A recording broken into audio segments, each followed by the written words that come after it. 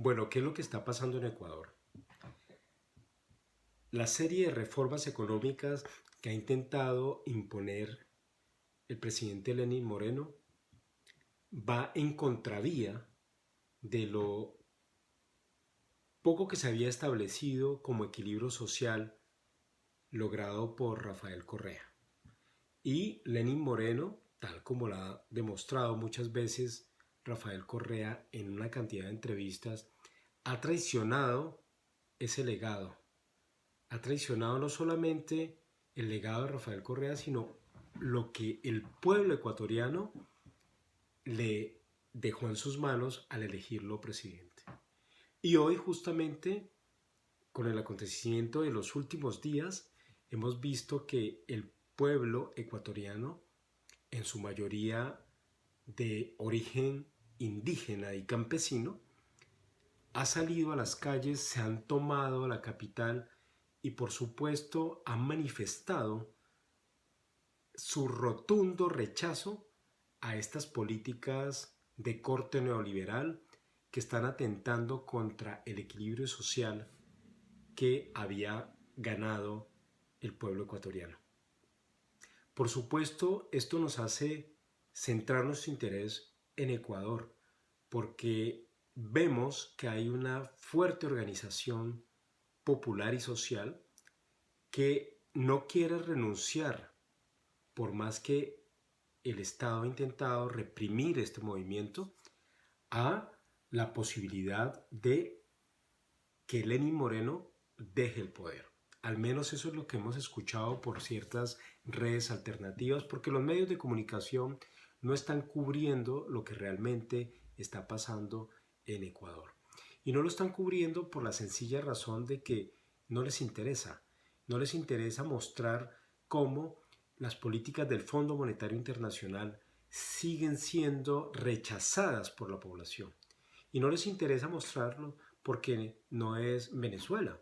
¿Sí? En Venezuela, cuando se hablaba del descontento popular, generalmente era lo que pasaba en Caracas, era una pequeña fracción manipulada por la oposición política y que se engrandecía gracias a esa caja de resonancia de los medios de comunicación, en su mayoría, por ejemplo, manipulados y tenidos por el grupo Prisa de España y también por los otros grandes multinacionales que entran a jugar un papel fundamental en estos casos de desestabilización social, como lo que está aconteciendo hoy en China, que merecerá también una mirada eh, eh, analítica sobre lo que está pasando allá. Pero bueno, volvamos de nuevo a Ecuador. El descontento popular es tan grande que están exigiendo la salida de Lenín Moreno del gobierno.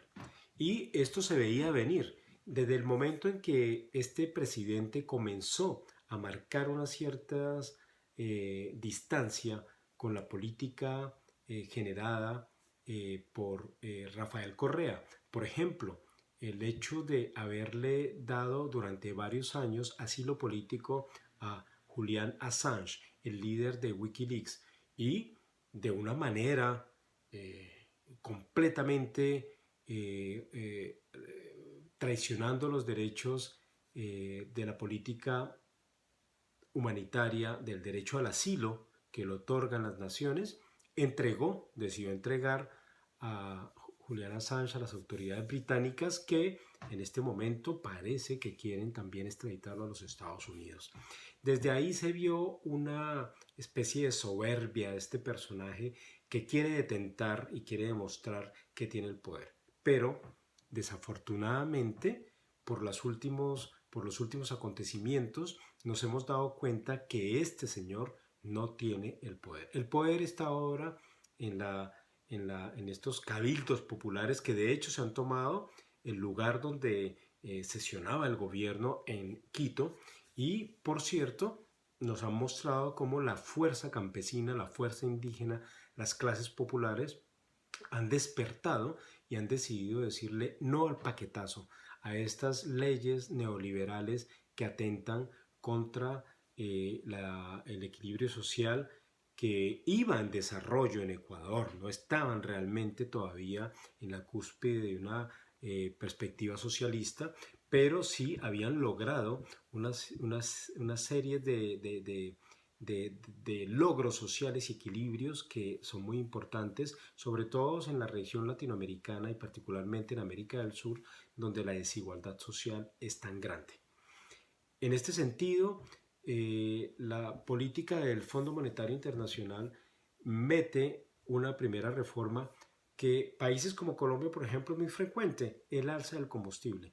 Y con la consecuente alza del combustible viene el alza de la canasta familiar, ¿sí? Y por supuesto esto hace inviable vivir en un país donde todo el nivel de vida, el nivel de vida cotidiana se hace extremadamente costoso.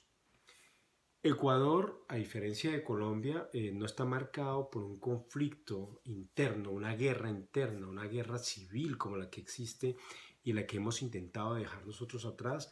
No existen los mismos actores violentos que existen en nuestro país, marcados por el narcotráfico, el paramilitarismo, la lucha armada, la insurgencia y otras delincuencias que han generado ahí una tensión muy fuerte que ha sido difícil dejar en estos momentos, pero que nosotros esperamos que el proceso de paz siga hacia adelante con todas las dificultades que esto ha tenido. Ecuador es otro asunto y sin embargo en este momento han decidido llegar a las acciones de hecho, ¿sí? Tomarse la calle, en ocasiones en respuesta violentamente porque las autoridades también han comenzado a reprimir violentamente esto y hemos visto por una cantidad de imágenes que nos han llegado de los medios alternativos y activistas sociales de la región, cómo precisamente la población reacciona también con fuerza y con violencia a la violencia policial. A Rafael Correa le hicieron una entrevista el día de hoy. Queridos compatriotas, han destrozado la patria, pero nos levantaremos, seguiremos adelante. De esta durísima lección, todos debemos aprender. Nuestros jóvenes no conocieron el viejo país. Algunos otros lo olvidaron. Ahora está de vuelta. Que jamás nos vuelvan a engañar. Que jamás nos vuelvan a meter tanto odio, tanto cuento. Nunca hubo necesidad de un paquetazo. No ha caído el precio del petróleo. No ha ocurrido ningún desastre natural. Nada. Es pura corrupción e ineptitud. Justamente él respondía frente a las acusaciones que hizo el propio Lenín Moreno en una emisión relámpago, que se lo ve muy asustado, por cierto, informando que esto era un complot internacional liderado particularmente por Nicolás Maduro y por Rafael Correa. Entonces él dice, un momentito, esto es un delirio, ¿qué locura es esa? ¿Cuál complot? Esto se veía venir, la gente está cansada. Eso de tratarlos de engañar, ya nadie le cree nada a Lenín Moreno, decía Rafael Correa. Y él se insiste indudablemente que hay dos salidas. Una, que echa atrás las reformas del paquetazo, cosa que dudamos que lo vaya a hacer. Y la segunda medida es que aplique la Constitución en momentos de emergencia, de crisis social tan grande como la que se está viviendo ahora en Ecuador y se convoque a elecciones. Esto no lo va a hacer justamente Lenín Moreno, ¿sí? No lo va a hacer porque de entrada, lo dice también claramente Rafael Correa, va a perder las elecciones porque todo este descontento popular se va a traducir en una sanción popular muy grande que hará salir corriendo a Lenín Moreno. Dicho esto, lo que nosotros prevemos es la salida de Lenín Moreno, como lo que sucedió también con el gringo en Bolivia, comenzando justamente la primera década del siglo XXI. En esos momentos veíamos cómo el descontento popular, jalonado y liderado por las comunidades indígenas y la clase trabajadora, comenzaron a poner en jaque al gobierno hasta que le tocó salir corriendo.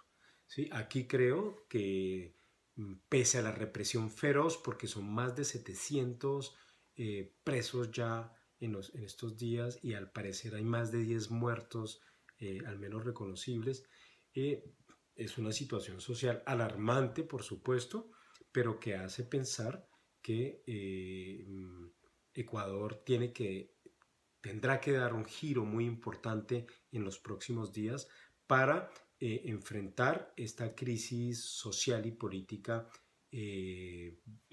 jalonada por esta tensión económica, donde indudablemente las transnacionales están jugando un papel fundamental. ¿Sí? Si hay una desestabilización social y política, no es justamente por la injerencia de los países como Venezuela o en el caso de el Rafael Correa, que quiere volver a retomar las riendas del poder, sino por la injerencia misma de las transnacionales. Algo parecido como lo que está sucediendo en esta guerra comercial entre Estados Unidos y China, ¿sí? Que será objeto también de otro programa. Y hasta acá entonces abra bien los ojos, no se dejen engañar por lo que los medios de comunicación generalmente cuentan, y hay que pararle bolas a ese populismo exacerbado, en esa fuerza popular que está tomando y marcando la pauta en el nuevo continente, en el continente suramericano, para este nuevo panorama geopolítico que tendrá que volverse a dibujar. Será una crisis de la derecha que no ha sabido administrar a cabalidad lo que debía administrar y simplemente quiere siempre regresar al pasado, a los años 90, en pleno apogeo del neoliberalismo, que no es capaz de entender que un país puede llegarse a un equilibrio social siendo un poco más, menos arrodillado ante las políticas internacionales del Fondo Monetario Internacional y sin dejar que esa injerencia extranjera marcada por las transnacionales vengan a decirles cómo gobernar. Y como está diciendo el pueblo ecuatoriano, ustedes, le dicen a Lenín Moreno y a su gabinete, son los que tienen que obedecer al pueblo y no el pueblo al gobierno. ¿Sí? Este es un mandato popular, tal como se ha establecido en el pueblo boliviano. ¿Sí? El gobernante está ahí para obedecer al pueblo y no el pueblo para obedecer al gobernante. Una lección de gallardía, de valor cívico, de valor social, lo que está aconteciendo hoy en Ecuador.